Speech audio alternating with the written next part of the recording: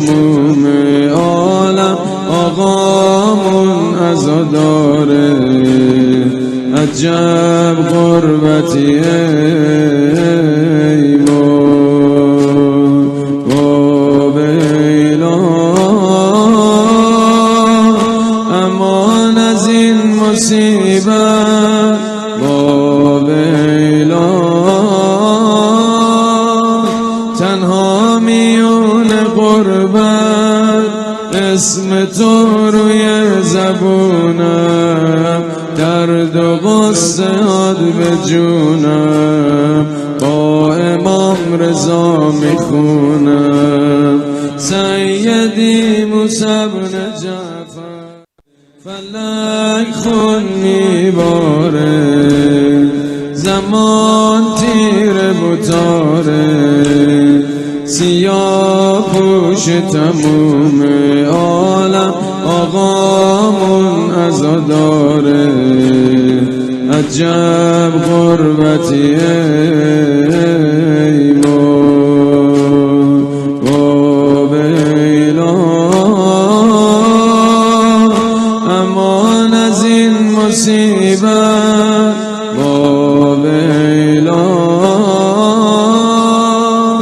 تنها میون غربت اسم تو روی زبونم، درد و غصه به جونم با امام رضا میخونم. سیدی موسی بن جعفر فلک خون میباره، زمان تیر بتاره، سیاه پوش تموم عالم آقامون عزاداره، عجب غربتی ایمان با بیلا، امان از این مصیبت با بیلا، تنها میون غربت اسم تو روی زبونم، درد و غصه به جونم با امام رضا میخونم. سیدی موسی بن جعفر فلک خون میباره، زمان تیر بتاره، سیاه پوش تموم عالم آقامون عزاداره، عجب غربتی ایمان با بیلا، امان از این مصیبت با بیلا، تنها میون غربت اسم تو روی زبونم، درد و غصه به جونم با امام رضا میخونم. سیدی موسی بن جعفر فلک خون میباره، زمان تیر بتاره، سیاه پوش تموم عالم آقامون عزاداره، عجب غربتی ایمان با بیلا، امان از این مصیبت با بیلا، تنها میون غربت اسم تو روی زبونم، درد و غصه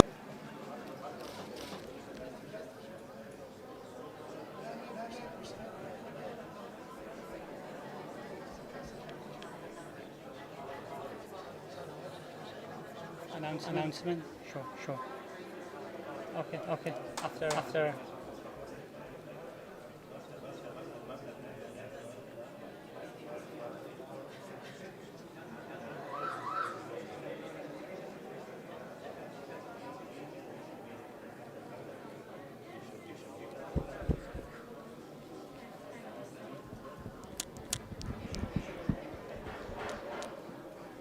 صلوات على محمد وآل محمد.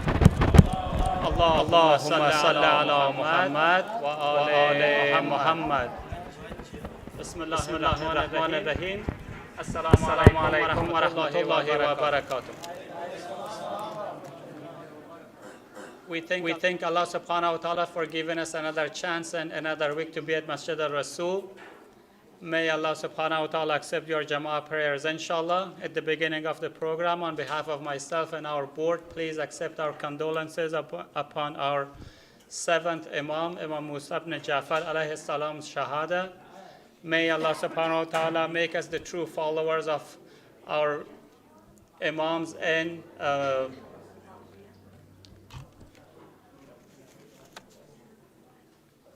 if I can have everyone's attention, please. May Allah subhanahu wa ta'ala make us the true followers of Imam Musa al-Kadhim and the rest of Ahlul Bayt alayhimus salam. Inshallah, we will start off our programs with the recitation of Quran, verses 150 through 153 of Surah Mubarakah An'am, which will be recited by Haj Karim Bassam, inshallah.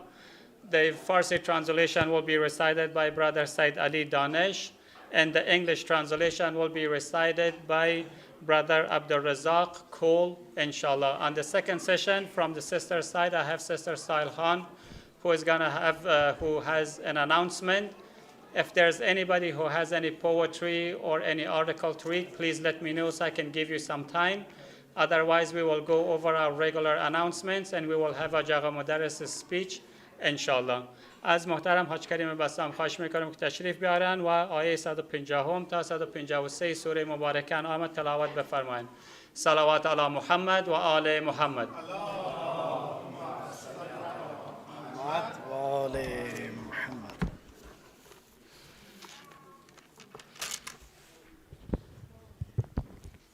اللهم صل على محمد وآل محمد.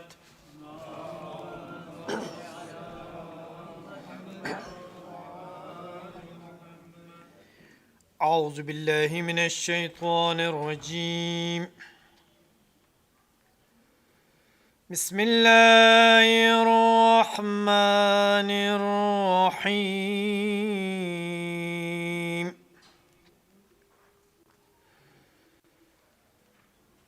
قل هلم شهداءكم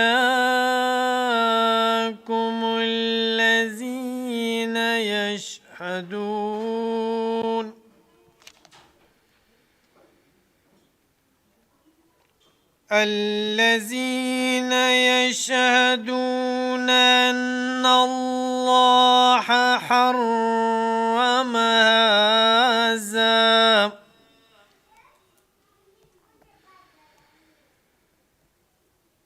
فإن شهدوا فلا تشهد معهم ولا تتبع أهواء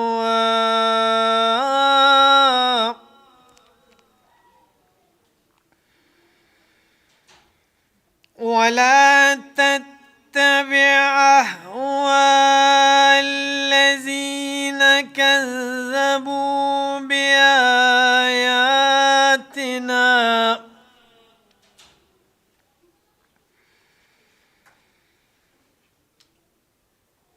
والذين لا يؤمنون بالآخرة وهم بربهم يعدلون.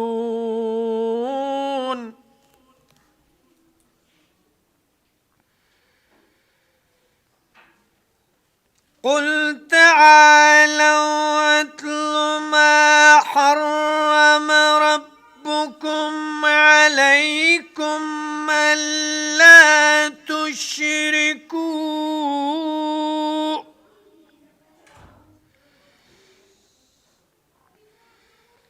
ألا تشركوا بي شيئا وبالوالدين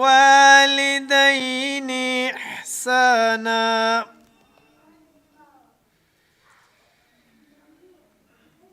ولا تقتلوا أولادكم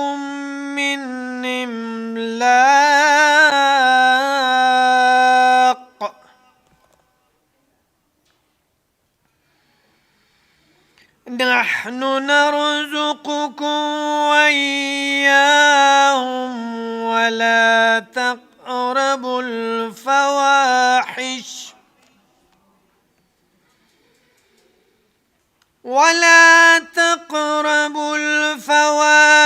ما ظهر منها وما بطن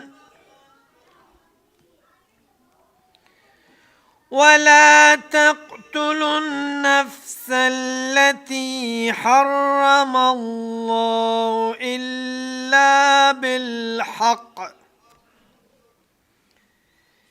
ذلكم وصاكم به لعلكم تعقلون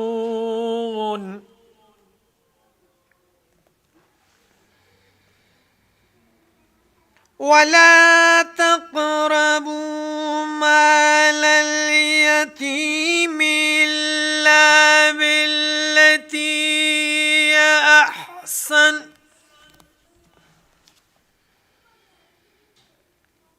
هي أحسن حتى يبلغ أشده وأوفوا الكيل والميزان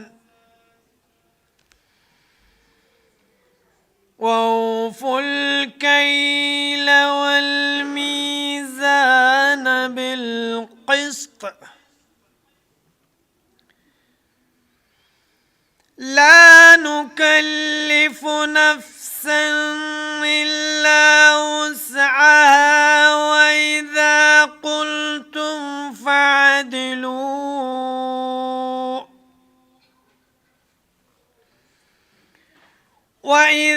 قلتم فاعدلوا ولو كان ذا قربى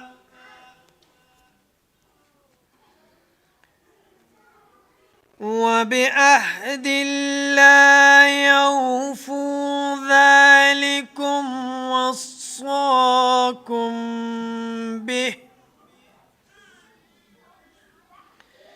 وصاكم به لعلكم تذكرون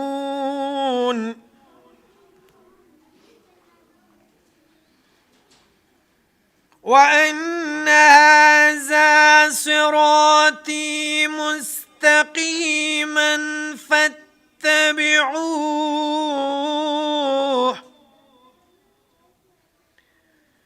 ولا تتبعوا السبل فتفرق بكم عن سبيله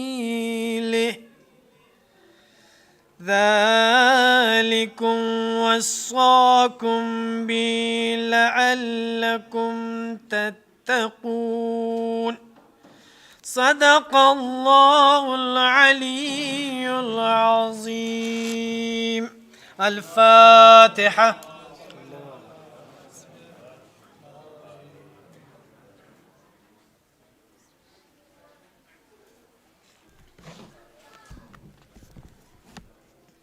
اعوذ بالله من الشیطان الرجیم. بسم الله الرحمن الرحیم. به نام خداوند بخشنده مهربان. بگو که گواهان خود را بیاورید تا گواهی دهند که خدا این یا آن را حرام کرده است. پس اگر چنین گواهانی آوردند تو با آنان گواهی مده و از هوا و هوس بیهوده آنان که آیات ما را دروغ می شمارند و کسانی که به آخرت ایمان ندارند پیروی مکن، زیرا که آنها دیگران را با پروردگارشان برابر می‌گیرند. بگو بیایید آنچه را که پروردگارتان حرام کرده است بر شما بشمارم، اینکه هیچ چیز را با او شریک قرار ندهید و با پدر و مادر نیکی کنید و فرزندانتان را به سبب فقر و نیاز نکشید که ما شما و آنها را روزی می‌دهیم و به کارهای زشت چه آشکار و چه پنهان نزدیک مشوید و نفسی را که خدا محترم شمرده است جز به حق مکشید. بدین سان خدا احکام را به شما سفارش می کند باشد که به عقل در بیایید. به مال یتیم نزدیک مشوید مگر برای بهتر و نیکوتر کردن آنان، تا اینکه به سن بلوغ و رشد کامل برسند و پیمانه و وزن را از روی عدل درست بدهید. ما به هیچ نفسی جز به اندازه توانش تکلیف نمی کنیم و هرگاه که سخن میگویید عادلانه بگویید، هرچند که پای خویشاوندان نزدیکان شما در میان باشد و به عهد و پیمانی که با خدا بسته اید وفا کنید. بدین سان خدا احکام را به شما سفارش می کند، باشد که پند گیرید.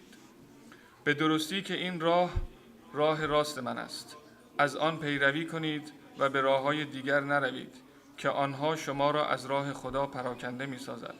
بدین سان خدا شما را سفارش می کند، باشد که پرهیزگار شوید. صدق الله العلی العظیم. صلوات.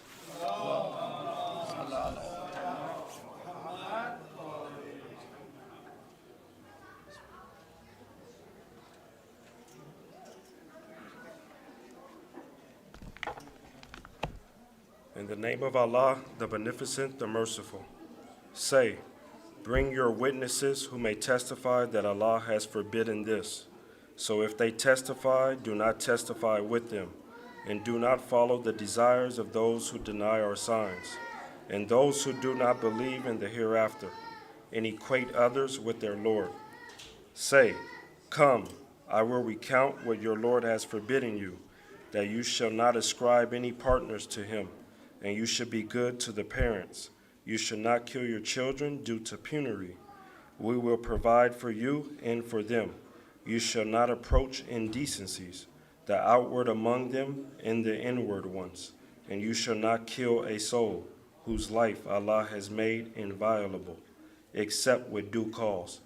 This is what he has enjoined upon you, so that you may exercise your reason. Do not approach the orphan's property except in the best possible manner until he comes of age. Observe fully the measure and the balance with justice.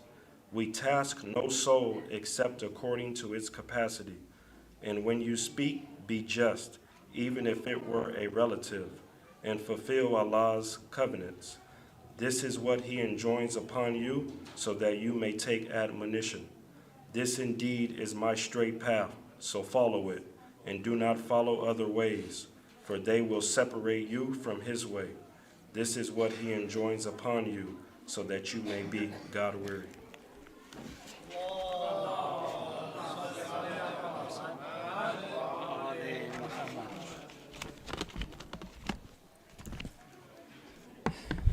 Thank you to Brother al-Kadhim Bassam, Brother Said Ali Danish, and Brother Abdul Razak Kol for a citation of Quran in the two translations. At the beginning of the second session, I would like to ask Sister Sahil Khan to come forward for her announcement. Salawat ala Muhammad wa ali Muhammad. Allahumma salli ala Muhammad.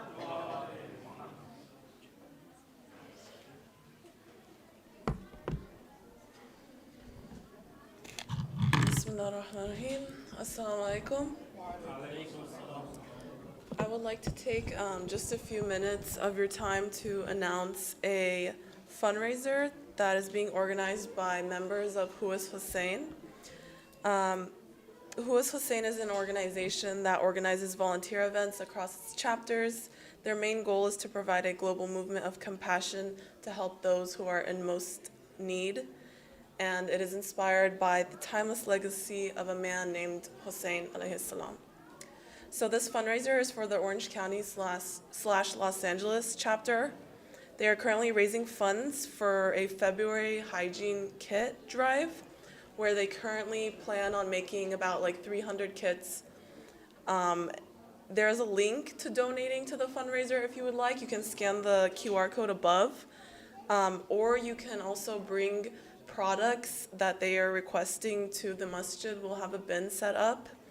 Some products include travel-size shampoo, conditioner, mini toothbrush and paste, sunscreen, soap bar, deodorant, body lotion, or first aid kits. So we will have a box at the masjid for donations, or you can donate money by going to the QR link. You can scan it. So we'll have the boxes set up, inshallah, for the next 3 Friday nights. I think the deadline for the donation link is like until February 8th. So if you are interested, go ahead and do so, inshallah. And I pray that Allah subhanahu wa ta'ala help all those in need, especially in Palestine and even in the communities close by to us who are in need. Thank you all for your time. Salawat ala Muhammad wa ali Muhammad.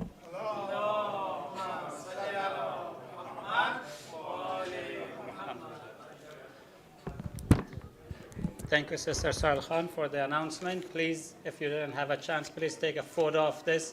If you would like to help with any way, that's a good cause to help out.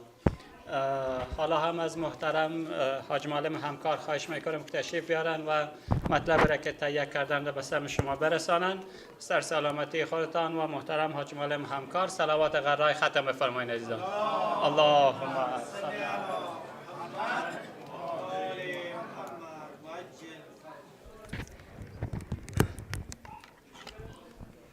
شهادت جانگزار امام هفتمین موسی جعفر علیه السلام و جمیع مؤمنین، خصوصاً به حضار محترم تسلیت عرض می‌نمایم. از خداوند متعال خواهانم تا جمیع زندانیان عالم خصوصاً مسلمین را با برکت وجود آقا از زندان رها نماید و دشمنان اسلام، دشمنان بشریت به هر لباسی که هست اینا را نیست و نابود بگردانند. بر محمد و اهل بیت محمد صلوات.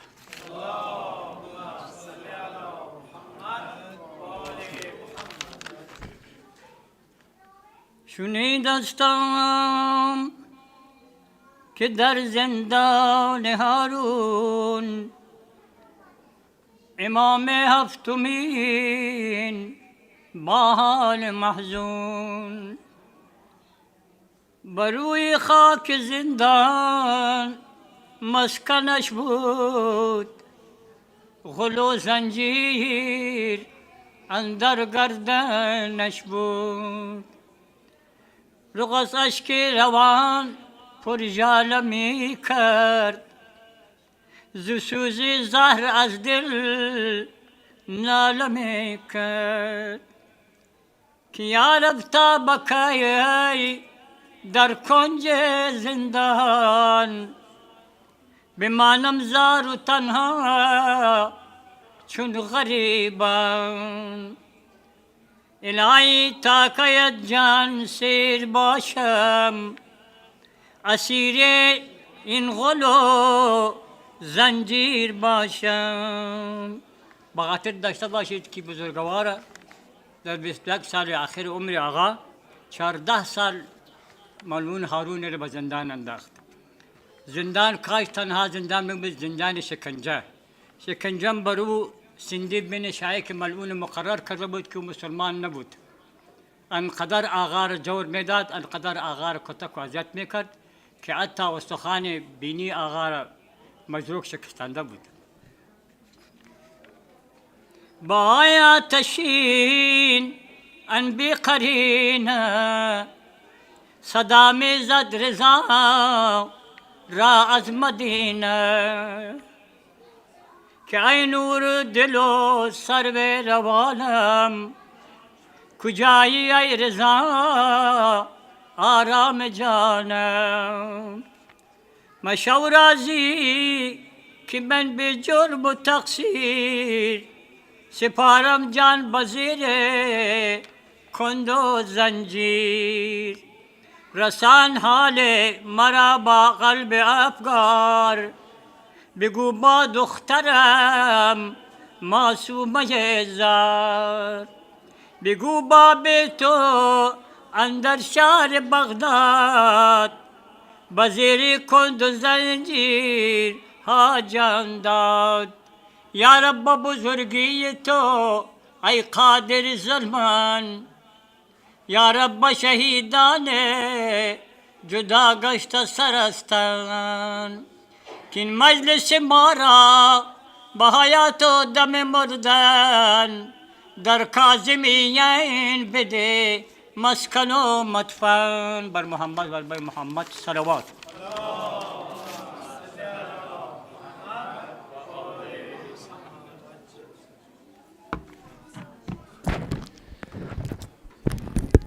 تشکر و سپاس فراوان از محترم حاج معلم همکار. Our second session has finished at this point.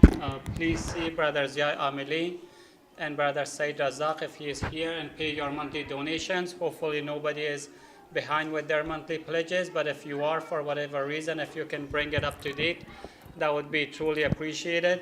This is your monthly pledges that we pay for the utilities, for the maintenance of this place, bring you all these programs and serve the food. So please make sure to keep up with your monthly pledges. With that said, tomorrow our Taha Academy will start 9:30. So please make sure to drop off your students 5-10 minutes prior to that time so the class can begin timely. With that being said, the title of tonight's speech is From Prophet Sallallahu Alaihi Wasallam to Imam Kadhim Alayhi Salam, a historical analysis.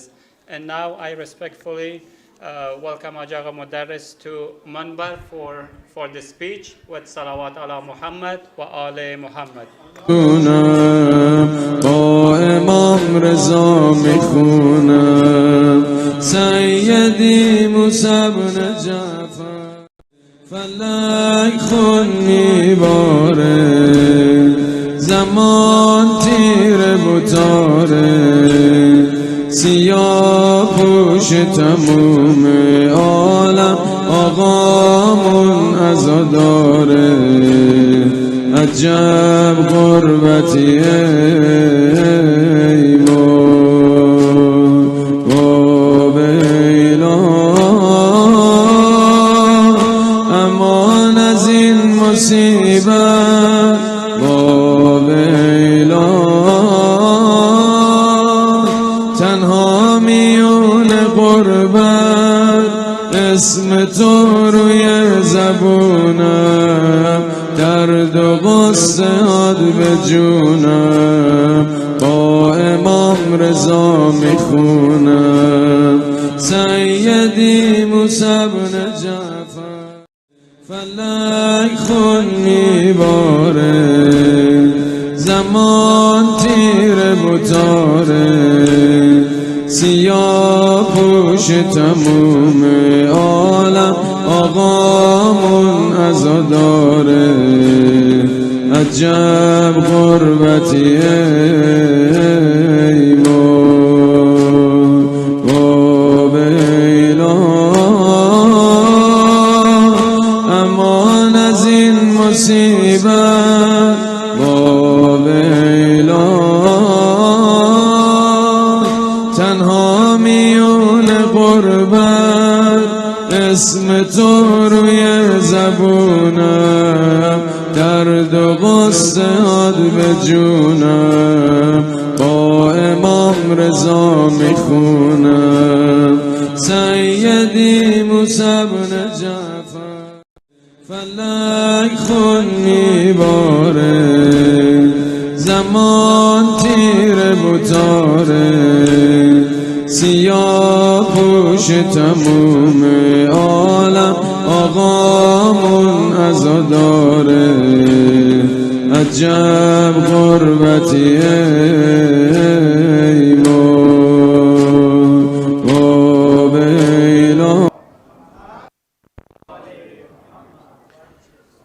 وعلى أهل بيت الطيبين الطاهرين المعصومين المكرمين سيما بقية الله في السماوات والأراضين.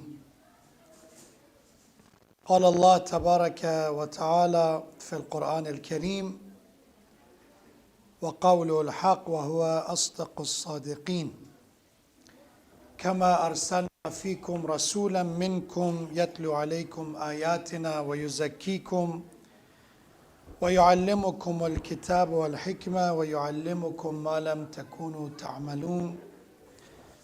تكونوا تعلمون صدق الله العلي العظيم. May Allah subhanahu wa ta'ala illuminate our hearts by the light of Iman and guidance and help us to purify our souls from corruption and deviance with another salawat ala Muhammad wa ali Muhammad.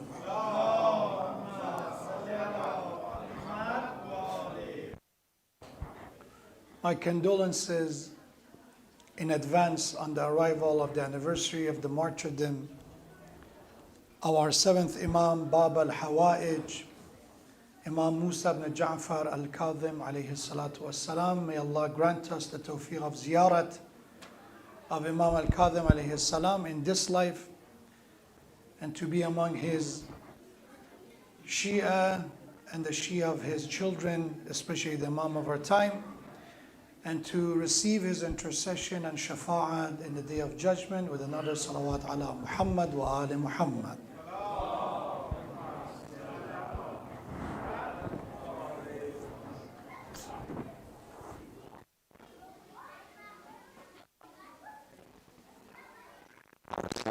Imam alayhi salam led the Muslim Ummah for 35 years. Imamate was 35 years. But if I ask you how much we know, if I can ask you to give 5 sentences about the life of Imam Musa ibn Ja'far alayhi salam, I hope that we be able to actually share that knowledge, that we know a bit about his life. I am responsible because as a speaker, I should be the one sharing that information on this member. But also you're responsible because as an audience, whenever I say, is there any question out there, the type of questions that I get usually in other topics which are relevant, but the demand should come from you that you are inshallah interested to learn about a topic such as learning about the life of Ma'asumin, especially Imams like Imam Musa ibn Ja'far, that they're not as well known in comparison with Imam Ali alayhi salam or Imam al-Hussein alayhi salam. And that's why tonight I'll do my best to have a short historical examination from the time of the Prophet until the time of Imam Musa ibn Ja'far alayhi salam. One thing we should know about history, and I want you to think please and pay attention. History does not happen in a vacuum.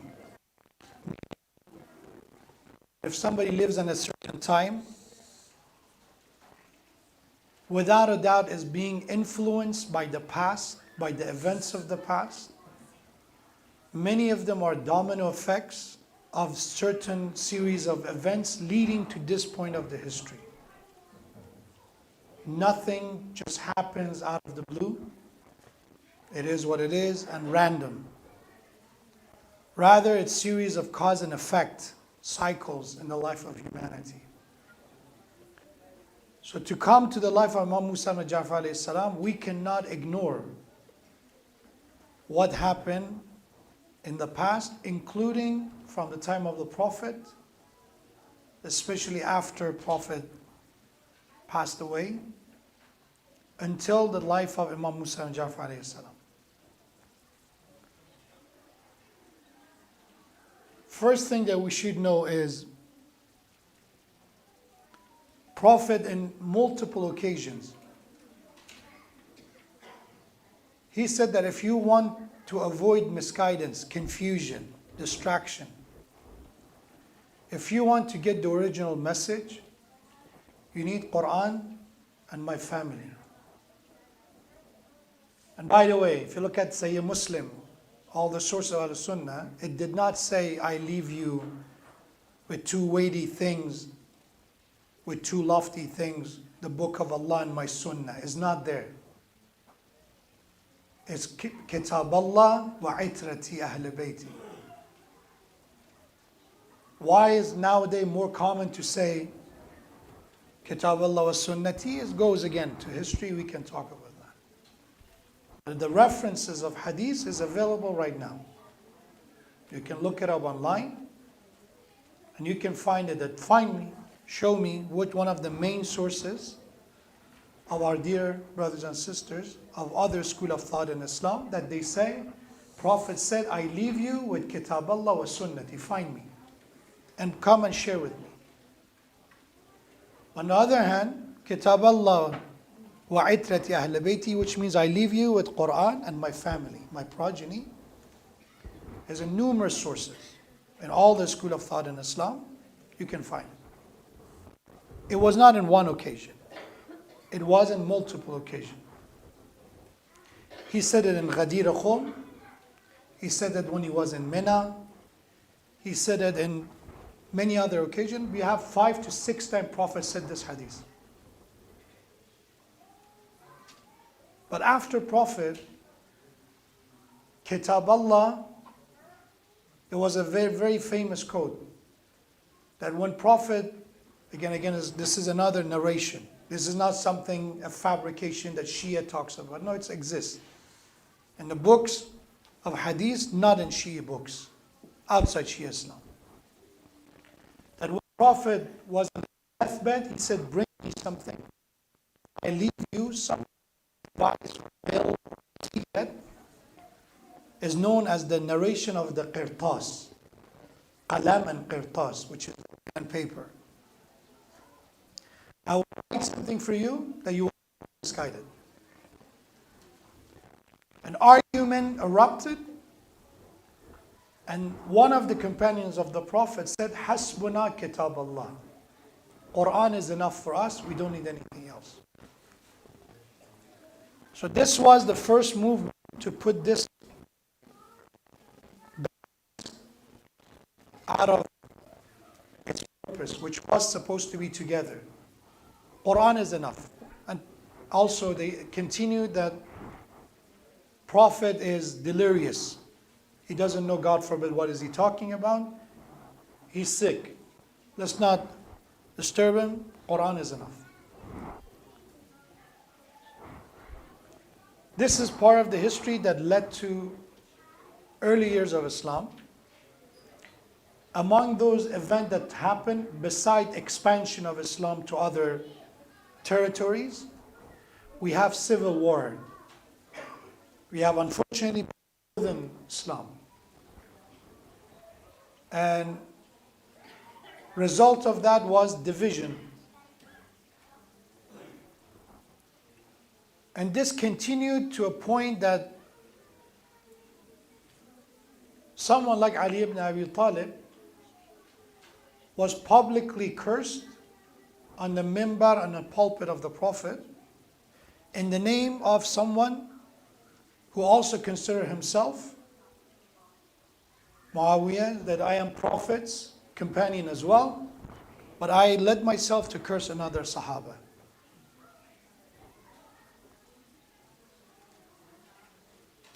And unfortunately, history the way it is, slowly from cursing, it came to persecution, torture.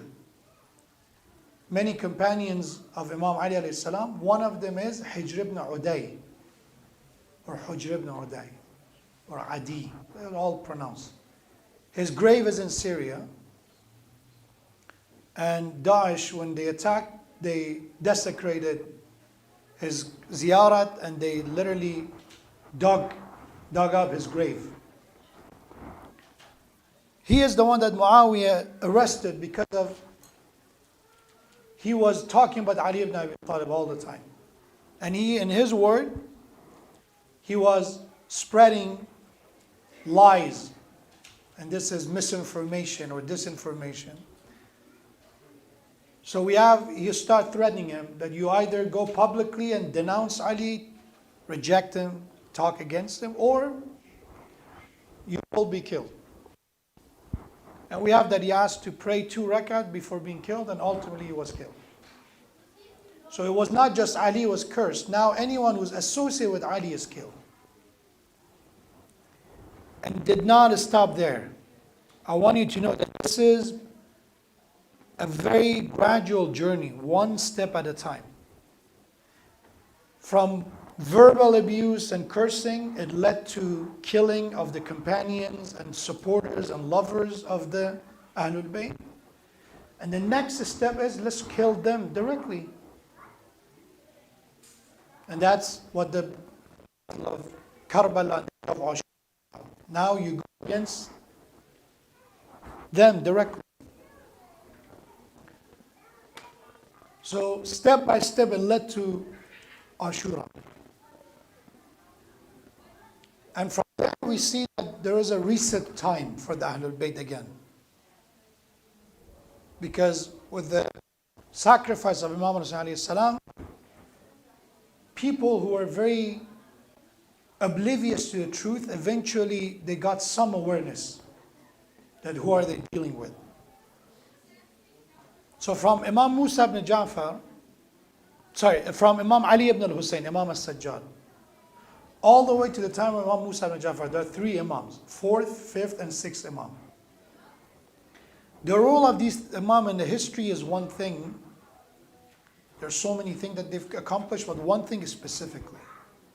And that is to establish the position of Ahlul Bayt.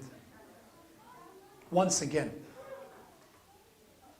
What Prophet was telling and teaching people that Kitab Allah wa Itrat Ahlul Bayt unfortunately been pushed aside to the point that you kill the man of paradise. And Imam Zain al-Abidin has to re-establish this. So from Imam Zain al-Abidin to Imam al-Sadiq is once again proving to people that who are the Ahlul Bayt and why their authority matters. Imam Zain al-Abidin showed to people that Ahlul Bayt's worship is not a level of an average man. You cannot say they are the same. Zainul Abidin, Sayyidul Sajidin are titles given to Imam al-Sajjad by non-Shi'as, not coming from Shia. The beauty of the worshipper, the adornment, or the one who's basically known as master of the prostrators, Sayyidul Sajidin. These are given to him by others, by those who are not Shia.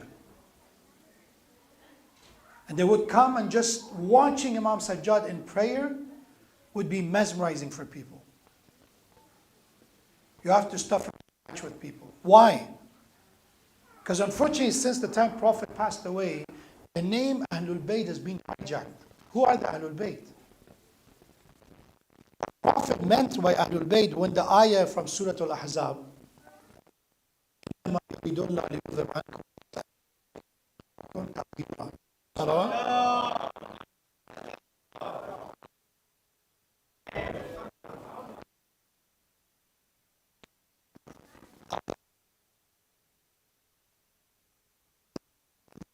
when this Prophet for 6 months was going to the door of the Fatima's and Imam Ali's house and recite this ayah. Again, right? Many sources, not just Shia exclusive. The Prophet would go to the door of Fatima and Ali alayhi salam, this ayah, pointing at household, Ahlul Bayt. The word Bayt means house. Ahlul Bayt means household. Referring to the house of Ali and Fatima. This is Ahlul Bayt. If you're confused, 6 months. I'm going to consecutively come and say these are the Ahlul Bayt. They would say, why? Isn't that pointless? Prophet is busy. He could do so many great things with his time. He has to go to a house and recite the same ayah over and over again. Because Allah, the Messenger of Allah, that their argument is completed, that there is no excuses left, that we said it, we made it very clear, and if you're going to ignore it on you. No more excuse that, oh, we didn't know.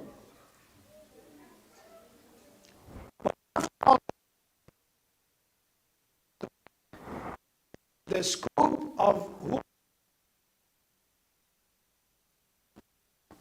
from those 5 that hadith kissa, which talk about Ali and Fatima and Hassan Hussein alayhim as-salam, all due respect to everyone else in the Bani Hashim, Hazrat Zainab is not there. We have that other great supporters of the Prophet, his greatness is not there. No one is there. Only these 4 people. These are the Ahlul Kisa, people of the cloak. That these are the Ahlul Bayt. But after Prophet, oh, I'm Prophet. I'm related to Prophet as well. So I'm family's Prophet as well. Prophet was my uncle. Prophet was my cousin. And that's why Hazrat Zainab, in basically ropes and chains, they were brought to Majlis Yazid, or the courtyard of Yazid. Yazid claimed to be Ahlul Bayt. Yazid said, I am Ahlul Bayt. Why? Because Muawiyah's sister, which becomes Yazid's aunt, is Prophet's wife, Habiba, Abu Sufyan's daughter. She married Prophet, a very pious woman. But because Yazid said, I'm Ahlul Bayt too. And from Imam Zainul Abidin all the way to Imam Jafar Sadiq, it's once again telling people, no, blood relation, marriage is not making somebody Ahlul Bayt. Ahlul Bayt and family that Allah talks that Allah purified them are not everyone who's related to Prophet. That's why when it comes to a story of Nuh alayhi salam, when Nuh's son, and I want you to pay attention to this ayah, this is a great Quranic reference. When his son over and over refused to accept his father's message and Allah's message, to the point that when he's even drowning, his father offers him, my son, believe, save yourself before it's too late. He said, I don't need you, I don't need your God. I go to the mountains and I will save myself. Then what Allah says? Allah says to Nuh alayhi salam, إِنَّهُ لَيْسَ مِنْ أَهْلِكَ. The word is ahl. So yeah, he is your son, but he is not your ahl, ahlul bayt. He's not your ahl anymore. Why? Because he doesn't believe. Abu Lahab is Prophet's uncle as well. Abi Lahab bin Watab. You're going to say he was one of the Ahlul Bayt as well? But it took time for Ahlul Bayt to prove that, okay, if the reason we are, Allah make us to be the one that is next to Quran for your guidance, not everyone who's related to Prophet, only us, Imams of Ahlul Bayt, the Imam. Said, okay, come. Do you think we are like others, like pretenders and fakes? Let me show you who we are. And Imam Zainul Abidin, for more than 3 decades, he just lived among people. He bought slaves, he lived with them, raised them, freed them, and then go to another. Just be among people. People just observe. Why? Because there is a long era against Ahlul Bayt. Light spread among Ahlul Bayt. And Imam Zainul Abidin, the only way you can get rid of defamation is to show and prove it to people that all you heard about us is lying. This is the real deal. You think that Ahlul Bayt's ibadat and worship, just come. Dua, prayer, supplication. Do you think our way of worship is similar to you? We have no additional wisdom? Sayf Sajjadiyah, just a glimpse. But as Imam is showing that, he's also beautifully incorporates once again Quran together. Sayf Sajjadiyah, they're all, if you look at it, many of the du'as of Sayf Sajjadiyah has Quran.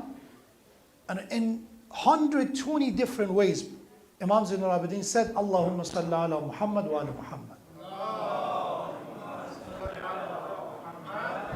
In more than 100 ways, Imam Zainul Abidin incorporates salawat upon the Prophet and Ahlul Bayt. Once again, to teach people that Quran and Ahlul Bayt, Quran and Ahlul Bayt. And when it comes to Imam Jafar al-Sadiq and Imam al-Baqir, he said, okay, that was the worship. In addition to worship, let's talk about knowledge. Let's tell you, do you think that we are like other people, those who claim to be Ahlul Bayt? Let's talk. If there are debates, if there are conversations, let us to show the wisdom of Ahlul Bayt. Again, this is a way Imam alayhi salam fighting against all the lies, all the misinformation, all the slander they were accused of. To the point that Imam as-Sadiq alayhi salam, his students, Imam is in Medina, Imam Jafar Sadiq. In Kufa, which is more than 1,000 kilometer more or less away. 800 people every day, they talk about narrations of Imam Jafar al-Sadiq. 800 of them. Good. Haddathani Abu Abdullah. This is what Imam Jafar al-Sadiq taught me, and let me teach you. In Kufa, and Imam is in Medina. All he has is a student, and now those students, 800 of them are teachers teaching in Kufa. These are a slow progress. It doesn't happen overnight. But the tragedy is, like with every growth, you have new obstacles. The obstacle first was people associating themselves with the Ahlul Bayt. Bani Umayyah tried, they failed. And that's why when Hazrat Zain Imam Zain al-Abidin in front of Yazid said, okay, if you don't know who we are, let's tell you. Let us tell you. To the point that Yazid, he begins again, most obviously it's a show. He started crying and said, I didn't know. This is all on Ubaydullah ibn Ziyad. Ibn Ziyad did all this. Tried to wash man away and clean from the blood of Imam. He saw that how the words of Imam Zain al-Abidin and Imam and Hazrat Zainab is exposing them for who they are. And that's why a new group came to power by the name of Bani Abbas. Bani Abbas, they are trickster in their own way. Bani Abbas, their claim was they used to wear black, all black. Even their turbans was black. And they were saying we are mourning the killing of Imam Hussein. We are all grieving because what happened to Ahlul Bayt. And even their message, the slogan was, Ya la tharat al-Hussein. We are here to avenge the blood of Imam Hussein. That's the rise of Bani Abbas. And now because Imam Zain al-Abidin, Imam Muhammad al-Baghir, Imam Jafar, for years these three Imam proved Ahlul Bayt, and their claim is, we're going to give the power back to Ahlul Bayt. They're here for that. People start supporting them. That was the collapse of Bani Umayyah and the rise of Bani Abbas. But as soon as they came to power, they did exactly the same game. We are the Ahlul Bayt. So Abbas was Prophet's uncle. We are Prophet's cousin. So we are Ahlul Bayt too. And the history has started going the same. And you say, why we don't learn from our mistakes?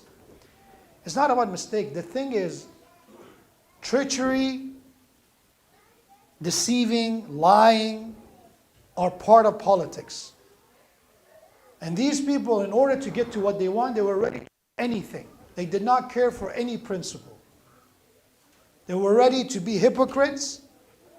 They were ready to pretend and play games. And Imam Ali beautifully said, this is not the type of politics Ahlul Bayt would do. They will never sacrifice their principle for the sake of power.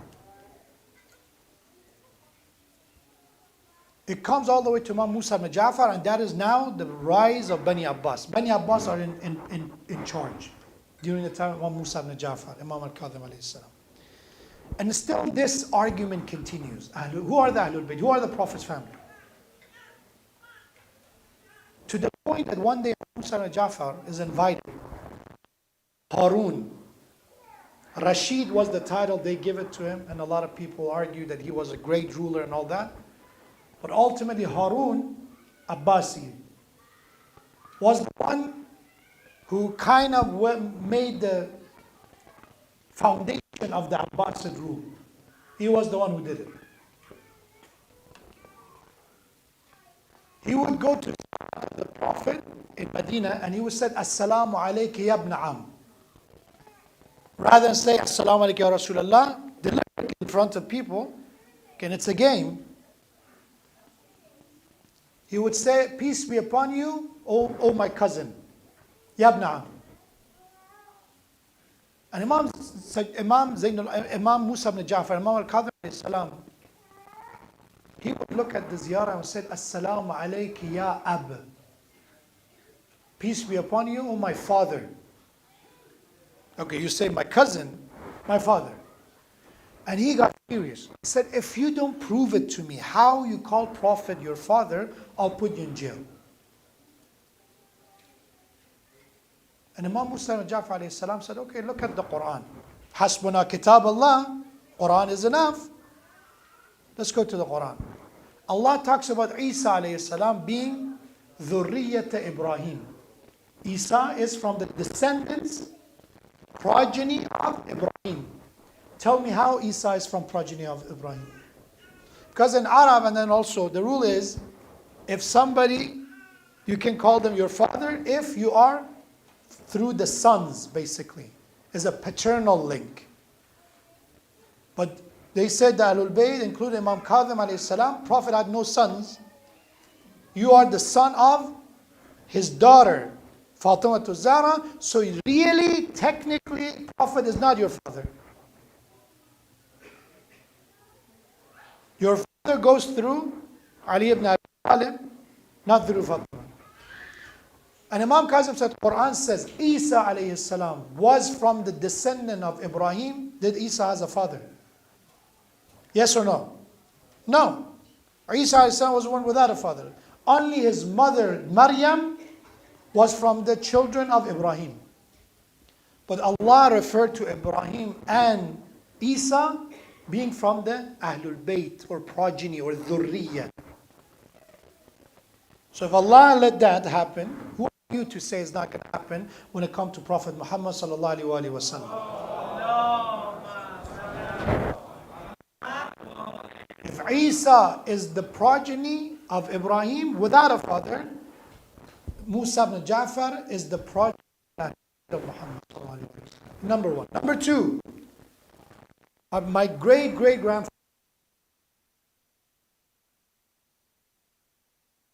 told him, O messenger, when you are having this debate, this heavenly debate, mutual curse, mubahila, between you and the Christians of Najran, ta'alaw nadu abna'ana wa abna'akum. O messenger, bring your sons and let the Christians bring their sons. And Prophet on the day of Musa, he took Hassan and Hussein to replace his abna, sons. Hussein alayhi salam is the son of the Prophet. He's my father. He's my great-grandfather. For two reasons, I can refer to Rasulullah, Ya Abu. For that reason, we refer to that. If you look at that, including the one we did tonight, where Imam Musa Ja'far. Ya Abna Rasulullah. O son of the Prophet. What's the big deal, son of the Prophet? That's the big deal. That people even question that. And when Imam Musa and Ja'far used the Quran to answer, they start laughing. Oh, you know, I didn't mean it, but I want everybody else also to know. Imam Musa and Ja'far end up in jail for narration we have from 10 years all the way to 19 years. Why is so unknown? Because Imam was in and out of jail. And even when he was out of jail, people cannot really easily reach out to him. This is a short historical analysis that Ahlul Bayt alayhi salam have to make sure to deal with this lie. Not everyone is Ahlul Bayt. Not everyone related to Prophet, it has authority. Not everyone blood related.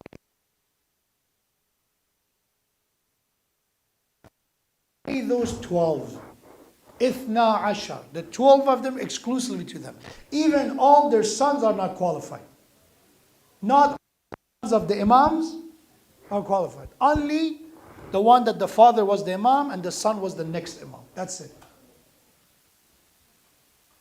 And the sadness is, we see over and over how their authority was unfortunately diminished. The same way when Quran becomes diminished among people, or Ahlul Bayt. Either way, it's going to affect our deen, our religion. If I call myself follower Ahlul Bayt, but I have no connection with the Quran, without a doubt, there is a void and there is a gap in my deen that nothing can fill. And if I have Quran, but the Ahlul Bayt are missing, again, there is something missing. That Prophet said you need both of them together, not to be misguided. If you have one without another, we have so many examples. Khawarij of that time, Khawarij of our time, the extremists of our time are examples of that. The one who uses Quran, quoting it in their favor and their opinion, and that's it. Those who use the name of Ahlul Bayt. But again, ghulat are another example, right? They want to say Ahlul Bayt and then take away the Quran. Ignore it. There are other misguided ones. But the result is misguidance. Either this way or that way. You know how sad it is to look at the history. There is a very famous companion of the Prophet by the name of Hanzala Ghasilul Malaika. He was a Prophet companion who got married. And the next day after his wedding, he went and was martyred. And later on, a baby was born from his wife that they named him Abdullah. So this Hanzala Ghasilul Malaika, very well known. He has narration hadith about him. The Prophet said that the Malaik and angels will perform his ghusl and wash him. His son Abdullah in Medina during the time of Karbala and Ashura. You know the sadness is? Abdullah, son of Hanzala Ghasilul Malaika, after Karbala happened, after Hazrat Zainab, Imam Zain al-Abidin become asir and captives and all that. We have that one day he said, you know, I've heard horrible things about Yazid. We had sons. He had 10 sons in Medina. He said, you know, I have to go and see it from my own eyes, with my own eyes, that what kind of person he is. So he came all the way to Sham. And after spending some time, he noticed that whatever they say about him is true. That he is a drunk, that he is the one who has no respect for religion. In his definition, Abdullah ibn Hanzala, he is a kafir. Yazid is a kafir in his opinion. He came back. As he was coming back, like every other corrupt ruler, you want famous people on your side. Yazid wanted someone as famous as Abdullah ibn Hanzala to be on his side. So what he did, he thought that again he can do what he did with everyone else. Give him a big gift, a lot of money, with asking for nothing, just a gift. And he took the money, and he came back to Medina. And as soon as he got to Medina, he said, oh people, I don't know about you, but me and we will rise against Yazid.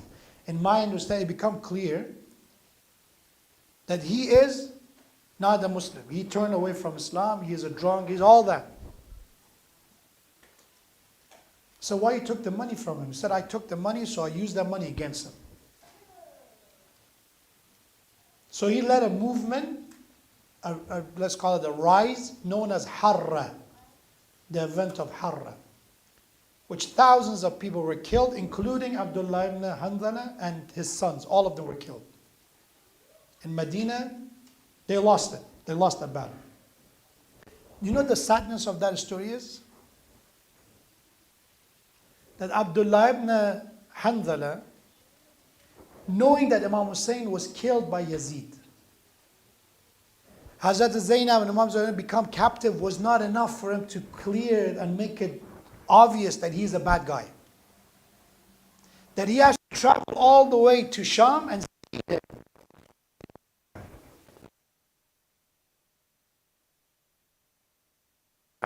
Islam's position with the passage of time was finished.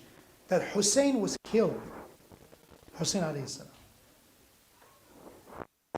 Of Ali alayhi salam is an asir, a captive, and you still look for more reason to know that Yazid is a bad guy? That you need to go and see it with your own eyes? That's become clear that why Prophet said, Aliyun ma al-haq wal-haqqu ma Ali. You know, when it comes to some people are representative of truth. What Quran says about truth? It said, Man ja'akum fasiqun binaba'in fatabayyan. Quran says. It said, if a corrupt person comes to you, a fasiq comes to you, you have to just take their person is a shady personality, it's kind of a unreliable source. But if Ali comes and tells you, Aliyun ma'al-haq, there is no reason for you to investigate. This is not a fasir. This is the one that Prophet said, Hubbuhu iman. وَبُغْضُهُ كُفْرٌ وَنِفَاقٌ. If you love him, you're on the Iman side. If you hate him, despise him, you're a munafiq, a hypocrite, or a kafir. Not that everyone comes, you have to investigate. So, master of the youth of paradise being killed, if it's not enough for you, it should. And Imam Jafar alayhi salam, and what he did to revive that message. The actual day of Shahadat is going to be on Tuesday, which is the 25th of Rajab. So, but we wanted, inshallah, to honor Imam Kadhim alayhi salam tonight, because the next Friday we have Mab'ath, which is the beginning of prophetic mission. So we celebrate next Friday. So that's why we dedicate tonight to Imam Musa and Jafar alayhi salam. I think there's a lot to be said. But I want you to understand that if Imam Musa and Jafar did what he did, what Imam Jafar alayhi salam did, this is a continuous series of events. It started from the Prophet's time, continue all the way to the time of Imam Hassan al-Askari alayhi salam. And we see then the occultation, that everything's understanding of everything becomes much clearer. Rather than, again, I know this part of the history and I know that part of history, and then I don't know how to connect these dots. It becomes difficult. That's why I call it the historical analysis, to have a maybe more cohesive understanding of how the events of the life of each Imam led the next Imam to make sure that people are going to be enlightened. But that doesn't mean people become suddenly perfect. You do your best to educate people, but ultimately what Allah said to His Messenger, مَا أَنْتَ عَلَيْهِمْ بِحَفِيظ. O Messenger, you can do everything, but you cannot protect them. You cannot be the guard. Ultimately, they choose. And Imams have the same role. Imam, all he can do is guide people, educate them, teach them. But ultimately, people have to choose. And I promise you, this is the thing, the more we see in the life of Imam Jafar al-Sadiq all the way to Imam Askari alayhi salam, you know what happened? History shifted. From the Imam Ali alayhi salam time to Imam Zainul Abidin, majority unfortunately are taking side with the wrong group. People, or either they say we take no side, or they side with the enemies of Ahlul Bayt. But from Imam Jafar started all the way to Imam Hassan al-Askari, the sacrifice Imam Hussein changed something. Majority of people are in the side of Ahlul Bayt. Rulers are against them. Governments are against them. Caliphs, Khalifas are against them. But people are on their side. We see the fruit of the work of all these Imam. When Imam Rida comes all the way to Nishabur, they say how different it is for Ahlul Bayt to establish their authority, their position once again. To the point that by the time of Imam Rida alayhi salam, there is a poet by the name of Di'bal al-Khuzai. He's the one who recites poetries, especially about Ahlul Bayt, about the Imam Ali alayhi salam. So we have that he comes and he recites a poetry, and Imam Rida alayhi salam gives him a gift, which is a garment, a clothing item to him. And he accepts the gift. He takes one piece of that cloth to keep it for himself, to be buried with him. The rest of it, someone find. He can, again, this is now Ahlul Bayt alayhi salam. I'm not saying he did the right thing or the way I'm going to judge his action, but I look at what I'm talking about. He took a piece of the rest of it he sold for 30,000 dinars. Or someone said, this is how I Musa an auction. Once again, Ahlul Bayt recognize who they are. The one that their story of them being martyred was not important to some of them. Now, their libas and garment is so important to people that they're ready to give. Or thousands gather in Nishabur to write the hadith. Thousands come from miles, hundreds of miles away, to the point, we heard that Ali from this direction. From Imam Ali to Imam al-Hassan, Imam al-Abidin, Imam Musa al-Jafar, to Imam Rida alayhi salam to go through that time. For the love of Musa and Jafar, we say salawat ala Muhammad wa ala Muhammad.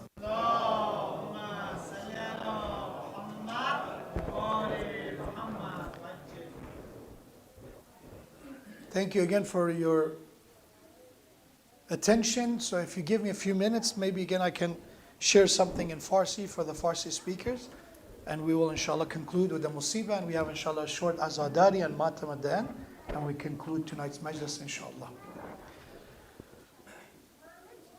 حدیثی رو از آقای امام موسی جعفر علیه السلام انتخاب کردم که در قسمت فارسی میگم. هرچند که ما دیشب که شبهای جمعه است ما سخنرانی فارسی داریم، ولی کلا شرکت کنندگان سخنرانی فارسی ما جمعاً فکر میکنم 6 نفریم و نکته می است که وقت نداریم، که نمیتوانیم بیایم چون وقت نیست. وقتی که اهمیت چیزی باشه انسان وقت پیدا میکند. اگر مهم باشه وقت پیدا میشه، وقت پیدا شدنی هست. ما زودم شروع میکنیم، کلا از 6 شروع میکنیم تا 7:30. این مادرها و خانمایی که خانه‌دار هستن به زندگیشون میتونن برسن. عزیزانی هم که زود میخوابن هم میتونن زود بخوابن، دیگه نمیدونم دلیل دیگری نداره مگر اینکه سر کار باشین. خب دلیل شما موجه است، ولی مابقی عزیزان بلخص خواهرای عزیز بین شما و انشالله وظیفه ما این بود که زمان بدیم. حالا امشب نگاه کنم من یک انگلیسی صحبت کردم، بخوام فارسی هم باز 30 دقیقه صحبت کنیم خسته کن میشه. اگر بخوام کمتر انگلیسی صحبت کنیم اون مطلبی که میخوام برسانم نمیرسه، نصفه میشه. همین چیزی که ما گفتم من یک جمله تکراری سعی کردم نگم، زودم صحبت کردم. ولی بازم انشالله که امشب کسی دست خالی نره. یه حدیث رو از آقا امام موسی بن جعفر علیه السلام هدیه باشد به همه من و شما. فرمود یا هشام ان العاقل رضی بدون من الدنیا مع الحکمه. این هشام، اون هشام ابن حکمی هست که شاگرد امام صادق علیه السلام بوده است، الان شاگرد امام کاظم شده است. 3 امام رو درک کرده است، شاگرد 3 امام بوده است هشام. و هشام کسی است که ببین انقدر شما شاگرد خوبی باشی که اگر بعضی از سوالات از امام صادق میپرسیدن ازت میفرماد برو پیش هشام، از هشام بپرس. یعنی امام حجت خدا هم هست، ازت میگه برو هشام. و اینقدر امام اعتماد دارد به فهم و درک او. اینجا امام کاظم به او میفرماید ای هشام، آدم عاقل، عاقل کیه؟ خردمند کیه؟ گفتم عاقلی که امام معرفی میکند با عاقلی که بعضی وقتا در چشم مردم هست فرق میکند. ما عاقل نمیگیم، ما میگیم زرنگ، باهوش. اما میفرماید عاقل کیه؟ خردمند کیست؟ کسی هست که بدون دنیا باشد، یعنی دنیا زیاد نداشته باشد، مال و منال زیاد نداشته باشد، اما حکمت، خرد داشته باشد، راضی هست. یعنی میگه خدایا اگه قرار است بین خرد و حکمت و مال دنیا یکی رو انتخاب کنم، عاقل کسی است که خرد رو انتخاب میکنه. ولم یرض بدون من الحکمه مع الدنیا، بدون حکمت، بدون خرد، اگر دنیا را هم به او بدی راضی نخواهد بود. فلذلک ربحت تجارتهم، از همین سو است که آدم عاقل تجارتی که میکند تجارت با سود است. یعنی بین دنیا و حکمت و خرد، حکمت رو معامله میکند با خدا. یعنی چی؟ یک حدیث زیبا است از امام علی علیه السلام، فرمود قدر انسان، ارزش انسان بستگی به آنچه که دوست دارد است. یعنی هر کسی یک ارزشی دارد، یک قیمتی دارد، ببیند چه چیزی رو دوست دارد. یکی از تمام دنیا میگیم طلا مثلا، میگه ارزش او به اندازه همون طلاست. یکی از تمام دنیا مثلا خانه، موتر، هر چیزی، میگه ارزش انسان هم به اندازه. اما یکی هست که از تمام عالم ایمان رو دوست دارد، میگه ارزش او آدم ایمان است. ببین ایمان چیه؟ که ارزش او ایمان است. هر چی که دوست دارد و قیمت توست. بین حکمت و بین دنیا آدم عاقل حکمت انتخاب. اما حکمت چیه؟ حکمت فرموده قرآن جدای از قرآن است. قرآن حکمت درش هست ولی حکمت جداست. آیه که اول خواندم خدا در سوره جمعه هم میفرماید، در آیات دیگر هم هست که خدا پیغمبر داد، انبیا رو فرستاد تا هم کتاب رو به اونها یاد بدن. کتاب الان قرآن است برای پیغمبر، برای انبیای گذشته انجیل است، تورات است، و همین که به اونها حکمت بیاموزن. اما این حکمت چیست؟ تعریفی که ازش شده از حکمت گفتن او علم و دانشی است که بدون نقص باشد. این میشه حکمت. او دانشی که با مرور زمان کهنه نشود. او علمی که هیچ چیزی نتواند او رو ضعیف بکند. این میشه حکمت. پس دو تا چهار تای دنیا که امروز به درد میخورد، فردا به درد نمیخورد، به یکی به درد میخورد، یکی نمی، اینا حکمت نیست، اینا علم است، دانش است. حکمت آن چیزی است که هیچ نقصی درش نیست. حکیم کسی است که کار بیهوده انجام نمیدهد. وقتی میگیم خداوند حکیم است، یعنی خداوند کار لغو، کار بیهوده انجام نمیده. کسی هم که حکمت دارد کار بیخود انجام نمیده.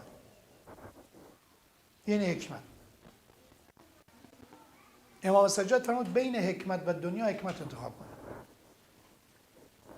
ما به فرزندانمون چقدر، بازم میگم احادیث انبیاء خدا، احادیث اهل بیت چقدر زیباست. فرمود بهترین ارثی که پدر و مادر میتواند برای اولاد بگذارد چی است؟ ادب. بهترین میراث ها برای فرزند ادب است.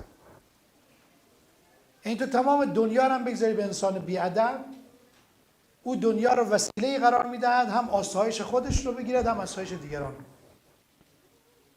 اما او کسی که به تو مال دنیا نرسونده باشی ولی ادب رو به او آموخته باشی، او هر جا که باشد وسیله خیر است. هر جا که باشد. عزیزان بعضی وقت ما از چه آرزوهایی از خدا میکنیم؟ خدایا چی به ما بده؟ خیلی ثروت بده ما مسجد میسازیم، ثروت بده یتیم خانه میسازیم، مال بده کار خوب. ولی مواظب باشید چه بسیار مالهایی که برای مردم آمد و هیچ کدوم از این کارا نشد. هیچ نشد. پس چی بخوام از خدا؟ توفیق. توفیق یعنی چی؟ یعنی خدایا هر چی که دادی من استفاده کنم. توفیق. اگر 1 قران دادم و 1 قران رو درست استفاده کنم، اگر 100,000 دادی 100,000. برای همین است که امام سجاد فرمود در حدیث دیگر که باز در رابطه با همین حکمت است، فرمود که یا هشام من سلط 3 علی 3 فکأنما اعان علی هدم عقله. فرمود ای هشام هر که 3 چیز را بر 3 چیز مسلط گرداند عقل خودش رو نابود کرده است، خرد خودش رو از بین برده است. اونجا فرمود عاقل بین حکمت و خرد و حکمت و دنیا حکمت انتخاب میکنه. اینجا فرمود 3 چیز اگه بر 3 چیز مسلط شد عقل از بین میرود. اول من اظلم نور تفکره به طول عمله، هر کس که روشنایی اندیشه رو با آرزوی درازش به تیرگی کشاند. هر کس با آرزوهای طولانی نور فکرش رو خاموش کند. یعنی چی؟ آرزوی طولانی یعنی چی؟ این که همیشه انسان ارمان دیگران رو دارد، چشمش به دست زندگی مردم است. فلانی چه دارد؟ اگر من مقبولتر می بودم، اگر جوانتر می بودم، اگر ثروت، همیشه اگرهایی است که بسیارش دست ما نبوده است و نخواهد بود. این میشه آرزوی بیخود. این آرزو نیست. یه وقت هست همت انسان بلند است. همت و آرزو یک چیز نیست. همت بلند دار که مردان روزگار از همت بلند به جای رسیدن، که فرمود علی قدر همته. همت یعنی چه؟ ما میخوایم بهترین انشالله در راهی که داریم میریم بهترین شاگرد باشیم، بهترین مغازه‌دار و دکاندار باشیم. اشکال نداره، همت ما بلند است. یه وقت از میگه آقا همین 8 ما گرو 9 ما هست، همین چی میگفتم یقه پاره که هست همین که هستیم. این افتخار نداد. همت باید بلند باشد. خدا به پیغمبرش فرمود امروز تو میبینید 2 نفر پشت سر تو نماز میخوانن، و رفعنا لک ذکرک، ما یاد تو رو جهانی خواهیم کرد، یاد تو رو بلند خواهیم کرد. همتت بلند باشد. ان الدین عند الله الاسلام. بعضی وقتا ما همت ما کم است. یک لقمه بیاد و انسان تلاشش رو بکنه بهتر باشه زندگی، رزق ما بهتر باشد، عبادت ما بهتر باشد، علم ما. این میشه همت. آرزوی بلند چی است؟ چیزایی که دست ما نیست. آقا همین الان همین ثانیه همین درآمد توست. ای کاش که ما میلیونر می بودیم. ای کاش جوان می شدیم. ای کاش اینجا. ای کاش ها فایده ندارد. فرمود این آرزوهای بلند نور عقل رو خاموش میکنه. دیگه به ای کاش ها نشستی. من با این رو میگم چقدر این رو داشتم میخواندم یاد چی افتادم. طب شما میفهمین اکثر کمپانی های تبلیغات ادورتایزمنت چجوری خودش رو میفروشد؟ تصویر میارد یک آدمی که میخوای دوباره جوان بشوی؟ میخوای 20 سال از عمرت کم شود؟ میخوای که یک شبه لاغر شوی؟ با همین نور عقل خاموش میشه. آدمی که $100 یک چیزی رو که نباید بخرد، که از 2 نفر بپرسیم متخصص میگه هیچ چی نیست. داخل همین دکان‌های اطراف ما زردچوبه، آقا ترمریک میگن، زردچوبه رو داخل بوتل کرده از قرصی دانه $25 میفروشد. قرص جوانی. چرا؟ آقا ما میخوام انرژی ما روز، آقا 50 سال شده انرژی 50 ساله با 20 ساله یکی نمیشه. و تو هر کار میخوای بکن، هر کار میخوای بکن. بله میتوانی نشاطت یک 50 ساله انشالله صحتمند باشی، ولی نمیشه 50 ساله 20 ساله باشی. ولی هر کار میخوای بکن. ولی چرا انسانی که اینقدر فهمیده است او دروغا رو باور میکنه؟ چرا؟ آرزو. این میکاپ ها، شما میدونید چقدر کمپانی های ماشاءالله آرایش و کمپانی های میکاپ پیسه جور میکنن؟ یک آرزوی دست نیافتنی. فرمود عقل رو نابود میکند کسی که آرزوهای طولانی و بی سر و ته او نور عقلش رو خاموش کند. دوم فرمود که و محا طرائف حکمتی بفضول کلامه، حکمتش رو با زیاد حرف زدن از بین ببرد. آدم پرگپ، آدم پرحرف، حکمت از بین میرود. شنید فلانی چیکار کرد؟ دختر فلانی طلاق گرفت. اونا مبل به نظرم کوچای اینا نو بود. حرف بیخود. فرمود کسی که حرف زدن زیاد شد حکمت از بین میرود. بخصوص حرفایی که بیهوده است. جلو مردم یک جا حرف میزنن، باز پشت سر 50 تا تلفن است. باشه که با فلانی هم گپ بزنیم، باشه با فلانی هم حرف بزنیم، باشه با فلانی هم حرف بزنیم. خواهم اونجا حرفت رو بزن. نه، وقتش نبود، جاش نبود. نگاه میکنید 2 ساعت از عمر رفته از سر یک موضوع بیخود. هر موضوعی باشد. فرمود گزافه‌گویی، حرف زیاد حکمت رو از بین میاره. و سوم و آخر که عقل رو زائل میکنند. فرمود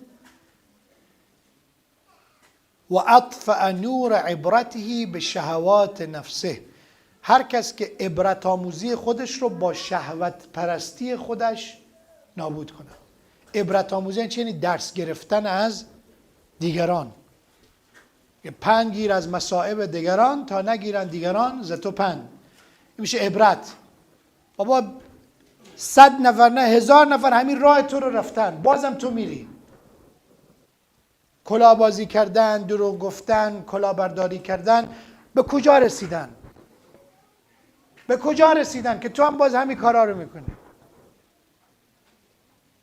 ولی شهوت چی میگن؟ آقا باشد الان میگیم الان امروز بتا پیسه داشته باشم فلان جا برم، امروز این پول باشد ما فلان کار، آرزوها و شهوت‌ها رو دنبال کنیم. عبرت کجاست؟ کی مرده کی زنده؟ جمله ما ضد قرآن است. کی مرده کی زنده؟ خیلی هم مردن و خیلی هم زندن و خیلی هم خواهند مرد. فرمود کسی که عبرت نگیرد. آقا این میریم در قبرستان شرکت میکنیم، ای عزیزان دفن میکنیم، کی میخوایم بیدار شیم؟ کی دنیا ارزشش رو ندارد؟ جنگ، دعوا، جر و بحث، دو قران بیشتر که به دست ما برسد. بعضیا با زن، با شوهر، با فرزند، با برادر، با پدر و مادر، با همه کار دارد. و کجا میبری؟ کی میخوای درس بگیری؟ که وقتی گذاشتن ما رو داخل او یک وجب خاک، به کدام اونا قرار است تو اتکا کنی؟ با همین جمله تمام کنم. حرف خوبی زد. آقا ما میگیم بعضی نماز نمیخوان جلو بقیه. چرا؟ مردم میگن این نماز میخوانه، آدم امولی است، آدم جاهلی است. قرن 21 تو نماز میخوانی؟ از ترس حرف دیگران عبادت خودش رو بگذاره کنار. از طرف حرف دیگران لباس پوشیدن خودش رو عوض کند که فلانی از ما تعریف کند. آقای کسانی که اینقدر تو به نظر اونا اهمیت میدی، اگه همین فردا از این دنیا رفتی، اگه هوا بارانی بود، میگه والا کفشایم داخل قبرستان گلی میشه، لباسام کثیف میشه. یعنی خبر مرگ تو هم برای اهمیتی پس اهمیت نده. او چیزی که مهم است حرف خدا. چرا؟ او هم میگه به خاطر خودت. او حرفی که قرار است به نفع ما باشد. انشاءالله خداوند عاقبت امر ما رو ختم به خیر بگرداند. خدا انشاءالله حکمت رو بر قلب‌های ما جاری بگرداند. خدا انشاءالله ما رو از جهل، ما رو از شهوت پرستی، ما رو از گمراهی به سرمنزل مقصود ایمان، یقین و آگاهی برساند. خدا انشاءالله شفاعت موسی بن جعفر در این دنیا، شفاعتش در آخرت نصیب همه ما بگرداند. صلوات نت بفرمایید.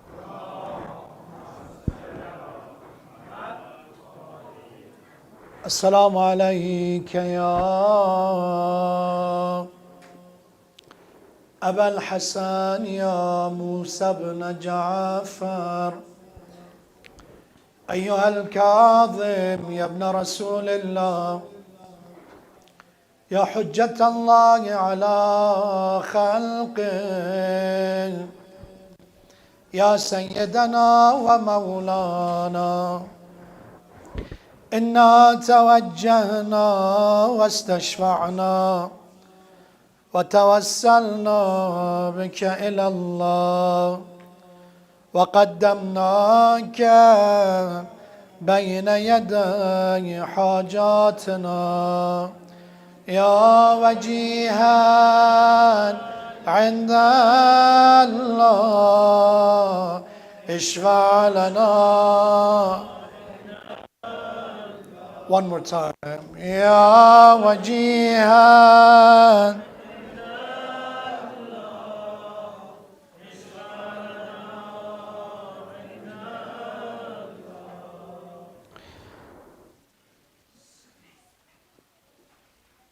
بود که زندان یوسف تیره چون زندان من. روز من شب شد از این بیرم زندانبان من. چون در این ظلمت سرا بر خوان غم مهمان شدم. غم خجل شد زین محقر کلبه احزان من. گرچه مهمانم ولی خود میزبان دشمنم. عالمی بنشسته چون بر سر احسان من. گر کشد بار غمم یعقوب گردد ناصبور. یوسفش هرگز ندارد طاقت زندان من. بی کس و دور از وطن در حسرت فرزند خویش. بر لب آمد عاقبت در کنج زندان جان من. موسی بن جعفر رو سالها از زندان به زندان دیگر منتقل کردن. آقا هر زندانبانی که سالها در کنار موسی بن جعفر بود نگاه میکرد روزها امام کاظم روزدار، شبها مشغول عبادت. وقتی دستور میدادن حضرت رو شکنجه کنن، آزار بدن، زندانبانها اطاعت نمی کردن. چگونه می شود ما خودمون رو مسلمان بخوانیم اون وقت از نسل پیغمبر می بینیم روز و شب مشغول عبادت است، او رو آزار بدیم. گذشت تا اینکه اون سال آخر، اون دفعه آخر امام رو آوردن به زندانی که یه ملعونی به نام سندی ابن شاهکی که مسلمان نیست زندانبانه، کینه هم دارد از مسلمان ها. وقتی آقا موسی بن جعفر را آوردن زندان، حضرت به سجده رفت، سجده شکر کرد. خدایا موسی بن جعفر شاکر و قدردانه، این گوشه خلوتی رو برای عبادت برای من قرار دادی. یعنی حتی این لحظاتی که حضرت زندانی هم شده است شاکر است که این فرصت عبادت است. اما نمیدانم در اون زندان سندی ابن شاهک چگونه حضرت را آزار دادن. اون روزهای آخر سر رو به سجده میگذاشت، صدا میزد یا الهی و سیدی و مولای. ای خدایی که دانه رو از دل خاک نجات میدهی، ای خدایی که یوسف رو از زندان نجات دادی، مرگ موسی بن جعفر رو برسان. آخ شهادت این امامم چقدر مظلومانه است. این حضرت رو مخفیانه از زندان میبردن، اصلا نمیدانستن کدام زندان است امام موسی بن جعفر. اون روزی که حضرت مسموم شد ما داریم آمد یک جارچی رو صدا زدن، منادی آمد صدا زد ای مردم بگید خبر بدید امام رافضه رو آوردن، جنازش رو بیاد از روی پل جزر بغداد برداریم. 4 تا کارگر یه بدن نحیفی رو آوردن بالای یک پله در، روی شانه هم کردن، شیعیان جمع شدن آمدن بدن رو حمل کنن، دیدن این بدن چقدر سنگین است، این بدنی که اینقدر نحیف است، اینقدر لاغر است. تا بدن رو گذاشتن روی زمین، قل و زنجیری که برگردن و باز. یا باب الحوائج امشب جمع شدیم همه به اسم شما، به یاد شما. آقا جان خودت واسطه باش، همه حاجتمندان، همه گرفتارا رو خدایا، او امامی که سالها در زندان یاد تو رو لحظه ای ترک نکرد، این دست هایی که امشب به درگاهت بلند از دست خالی بر مگردان. او لحظات آخر آقا موسی بن جعفر زبانش یه جمله میگفت انا لله و انا الیه راجعون. اون لحظات آرزوی موسی بن جعفر این از یه بار دیگر آقا علی ابن موسی رضا رو ببینن. اون لحظات رو داریم که بالاخره آقا علی ابن موسی رضا بر بدن پدر، بر بدن امام کاظم نماز خوان. اما جانها بسوزه برا غریب عالم، برا مظلوم عالم حسین. و آقایی که به جای اینکه پسر بیاد بالا سر پدر، آقا آمد بالا سر علی اکبر، بدن اربن اربا رو دید. داریم حضرت از اسب به صورت روی زمین افتاد وقتی ابا عبدالله بدن علی اکبر رو دید. اینجا جای پدر و پسر عوض شد. حضرت روی زانوها رسان خودش رو به بدن علی، هر قسمتی از بدن رو بلند می کند، قسمت دیگر روی زمین است. یه وقت دشمنان نقل کردن، یه وقت دیدن حسین صورت به صورت علی گذاشت، صدا زد علی الدنیا بعدک العفا،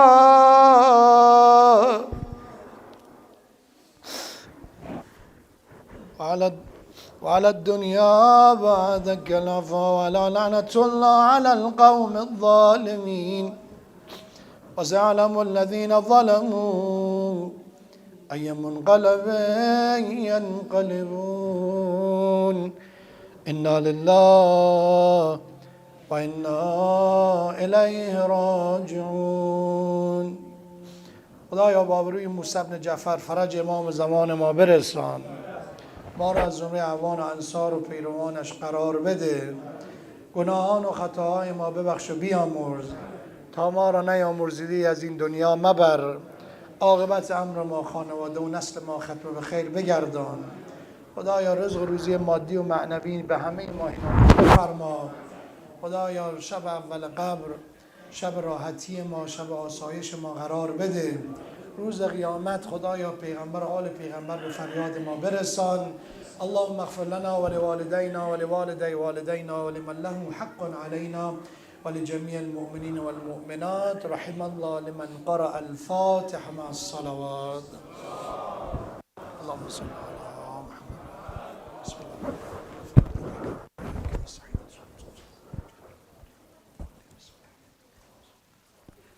بسم الله الرحمن الرحيم.